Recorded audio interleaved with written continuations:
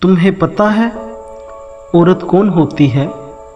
عورت وہ ہوتی ہے جو اپنی عزت و وقار کے لیے محلوں کو ٹھوکر مار کر ایک چھوٹے سے گھر کو ترجیح دیتی ہے۔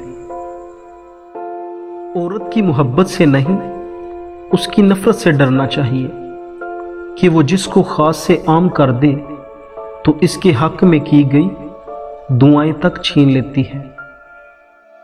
عورت پر حیا کی چادر ایسے جچتی ہے جیسے قرآن پاک پر غلاف۔ عورت کبھی ادار نہیں رکھتی، عزت، خوشی، نفرت، وفا سب دگنا کر کے لوٹاتی ہے۔ عورت خود ایک بہت بڑی طاقت ہے، اتنی بڑی کہ مرد پیدا کرتی ہے۔ عورت ایک تصویر کی مانند ہوتی ہے، اگر وہ کسی قدردان کے ہاتھ لگے تو وہ کبھی اس کے رنگ کو خراب ہونے نہیں دیتا۔ عورت کے محرم رشتے اگر اسے پیار اور عزت دیں تو وہ کبھی غیر محرم کی محبت میں گمراہ نہیں ہوتی۔ سارے خسارے عورت کے مقدر میں آتے ہیں، مرد ہمیشہ بامراد رہتا ہے۔ عورت کی وفاداری اس وقت پتہ چلتی ہے جب مرد کے پاس کچھ نہ ہو، اور مرد کی وفاداری اس وقت پتہ چلتی ہے جب عورت بیمار ہو۔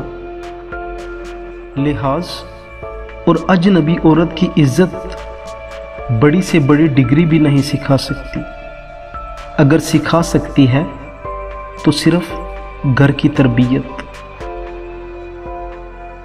نیک اور پارسا عورت کسی فقیر کے گھر میں بھی ہو تو اسے بھی بادشاہ بنا دیتی ہے۔ شادی ناکام کسی بھی وجہ سے ہو، کامیاب اکثر عورت کی وجہ سے ہوتی ہے۔ زندگی میں پیسہ ہی سب کچھ نہیں ہوتا، پیار اور احساس کرنے والا ساتھی ہو تو عورت غریبی میں بھی ملکہ جیسی زندگی گزار سکتی ہے۔